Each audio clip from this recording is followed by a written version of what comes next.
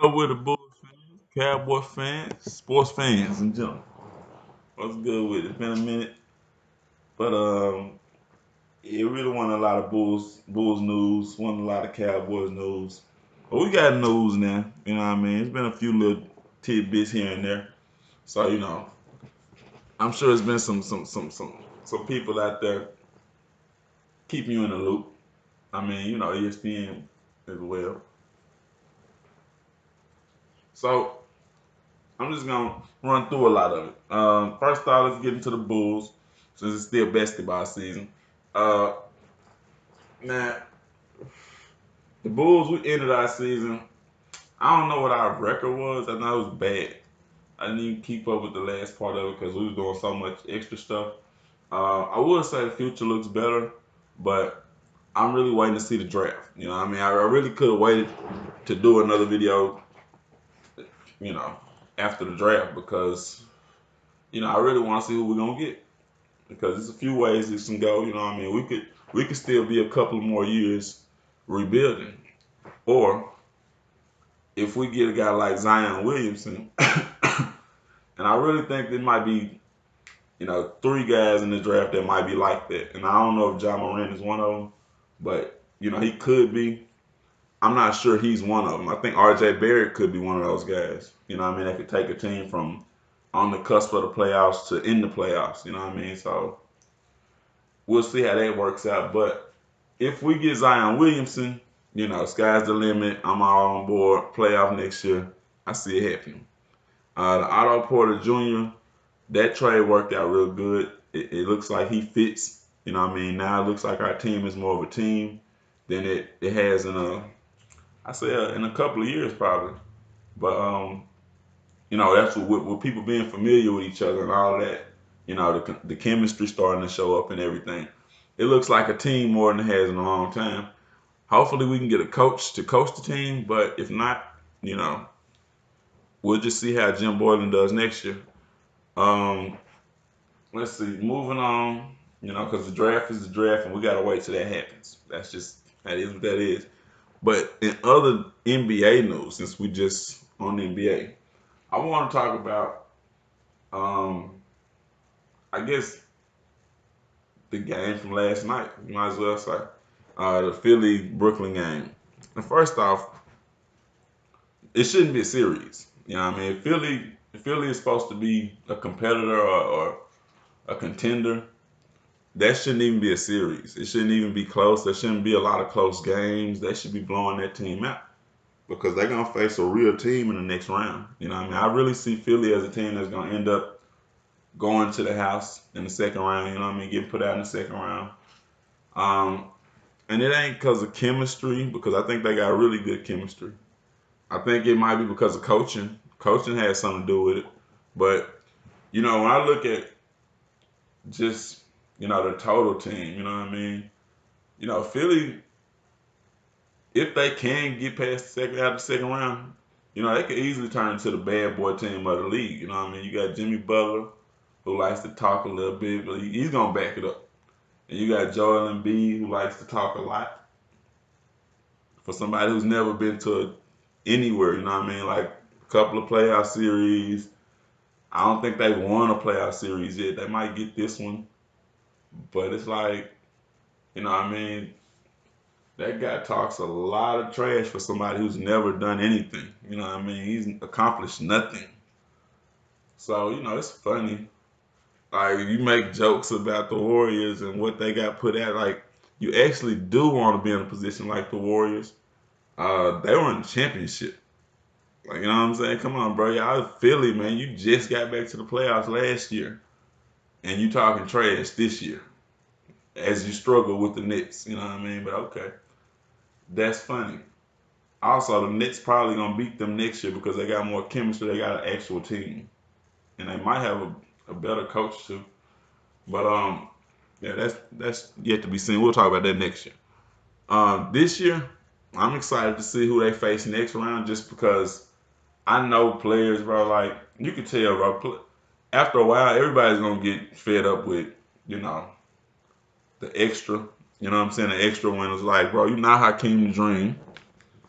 I know you feel like you Hakeem the Dream or you Shaquille O'Neal, but neither one of those guys talk trash in the manner in which, you know what I'm saying, he likes to talk trash. So we'll see how it goes. You know what I'm saying? We'll see how it plays out. I'm really excited to see Toronto some more.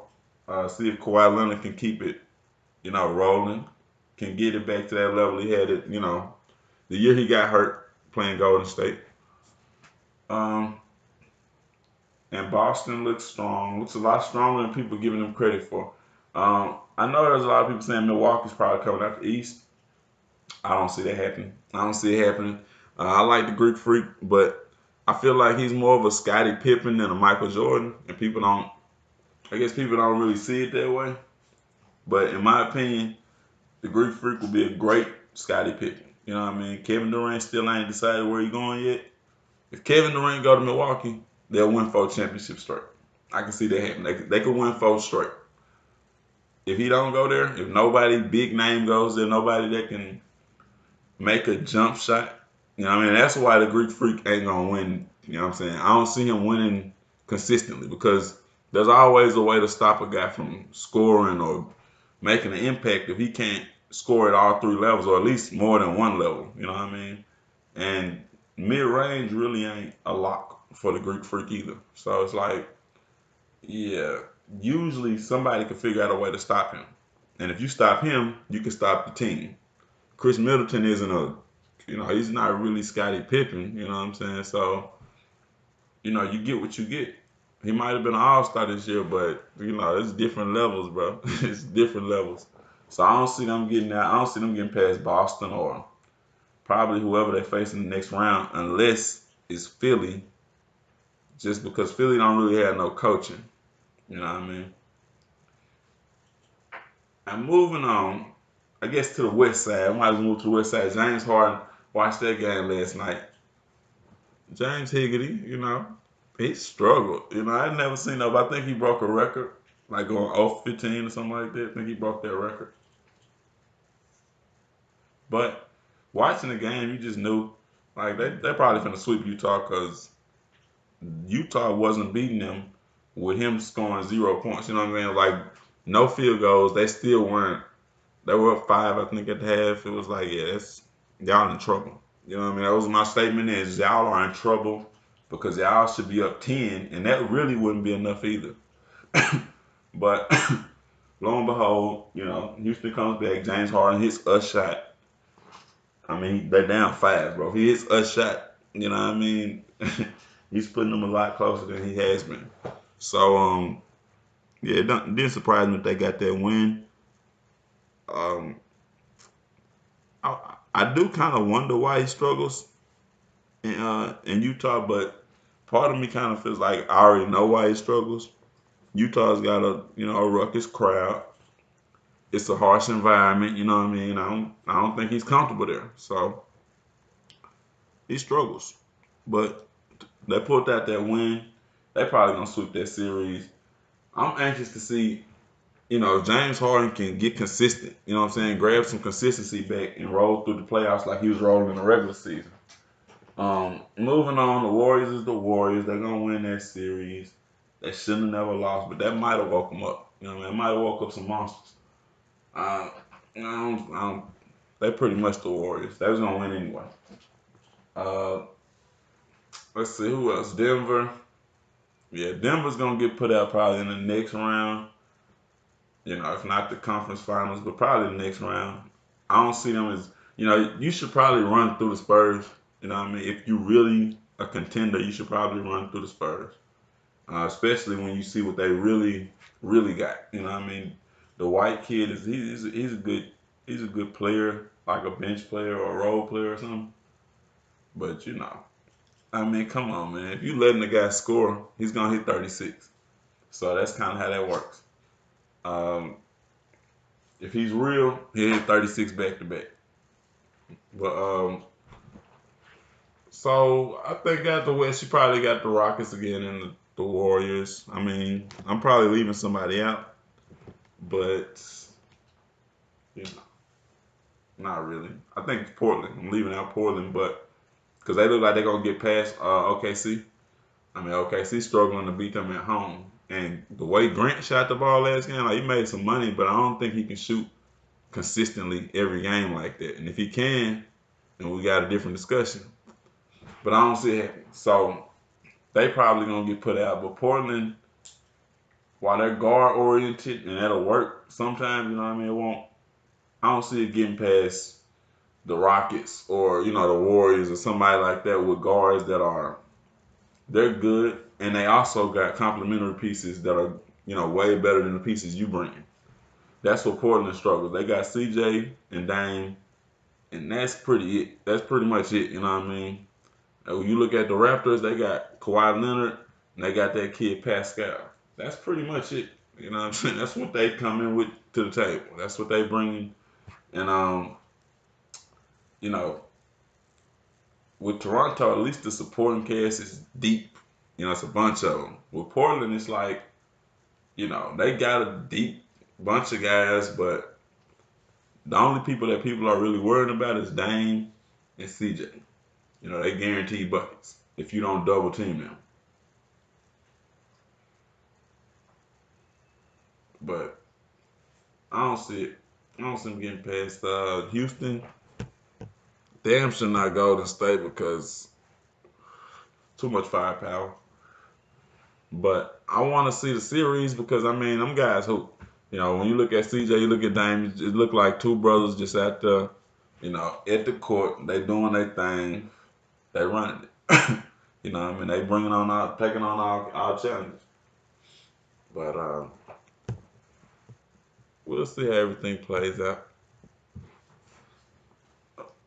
Moving on to some football type stuff. You know what I'm saying? Sports talk real loud. We finally signed DeMarcus Lawrence, and now they talking about signing. And this is just with the Cowboys because I really don't care about the rest of the league like that. They manage their own. But with the Cowboys, we finally signed DeMarcus Lawrence. Got that wrapped up.